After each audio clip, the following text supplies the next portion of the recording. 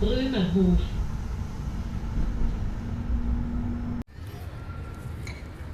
Alright, so ni adalah tempat semalam yang aku ada tunjuk korang footage yang macam ada buat macam screen dekat sini. Okay. So ni ada waktu malam, dia macam dataran je. Alright, so sekarang ni alright, so ni lah dia Lake Zurich. Siapa kita tak dapat jalan yang straight tu sebab kita pun dah nak naik balik dah ni. Bukan balik lah, kita akan meneruskan perjalanan kita ke Basel hari ni. Alright, so kita dah pun check out. So sekarang ni lah dia pemandangan di Lake of Zurich. So kita santai dulu kat sini.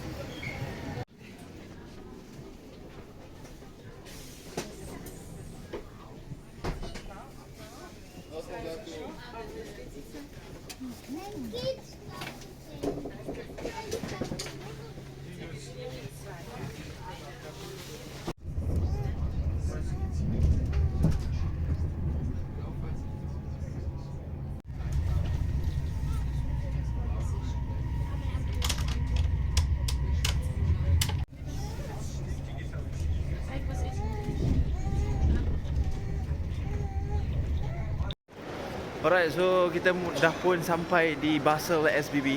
Alright, so sekarang kita bawa keluar dari train.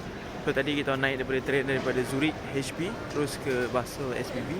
Dan sekarang kita on the way terus check in dulu, letak barang. So hari ni di Basel kita akan check in di Basel Backpack. So dia macam dorm je, hostel.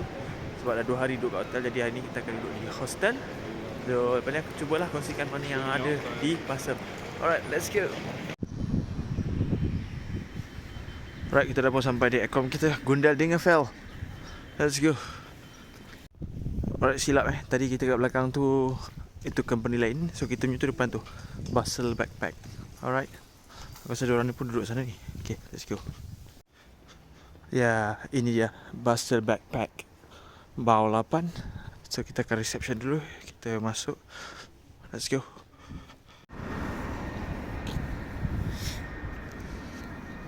Alright, so inilah dia St. Jacob Park Shopping Centre. Tapi kalau ikutkan stadiumnya ni belakang ni je, belakang bangunan ni. Tapi sekarang kita ke fan shop dulu sebelum ke shopping centre. Alright, let's go. St. Jacob Park FC Basel fan shop. Kita ke fan shop dulu.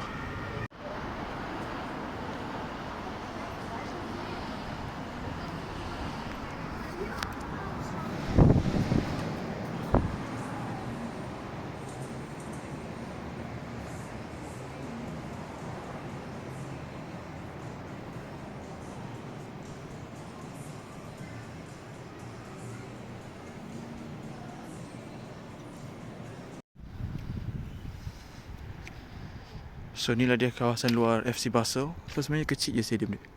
Alright. So gabung dengan shopping center tadi belakang. Saya try pusing dulu.